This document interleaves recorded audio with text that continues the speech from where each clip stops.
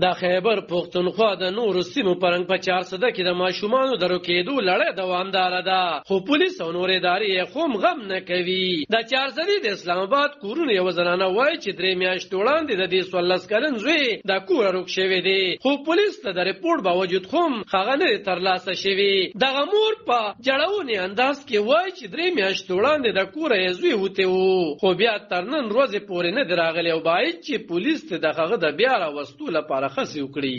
ازو زما یو لور سین کې هم تل دادم پیدا نشو او دا ما نه جنده به درکه شو څوک وایي چې دا سوال د پاره چا پټ کړی دی. زه چاته خبره کوم چې د ما زوی روک شوی دی وایي دا سوالګرو پټ کړی دی، سوال پې کوي نشته دوه دا واړه دی یو دا دی یو دی ماښام چې نو موږ وایي جود به راشي. د اسلام آباد کورونو یو ټولنیز فعال خوشحال خان وایي چې دا خلک د سوات اوسېدونکي دي او دلته په یوې جومپړه کې ژوند کوي. ماشوم یې لا درکه شوی، خپه دي ورپسې پولیس ته ریپورت هم کړی، خو تر نن ورځې پولیس ورسره هیڅ رابطه نه ده کړې.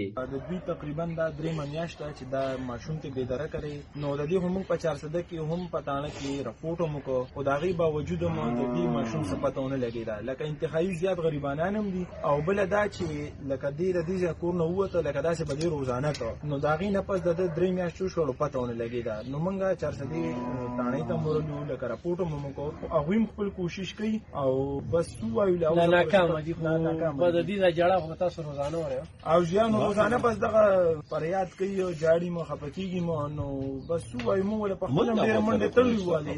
د اطلاعاتو تر مخه د 400 ضلعې د یو شمېر سیمونو د ماشومانو د روکېدو خبرونه رامخته کېږي، خو پولیس وایي چې باید ماشوم د بغیر د مشر نه بغیر پرې نه غودی شي او دوی د خپل نظر لاندې وساتلی شي. علب خان شیرپو دلبر نیوز 400.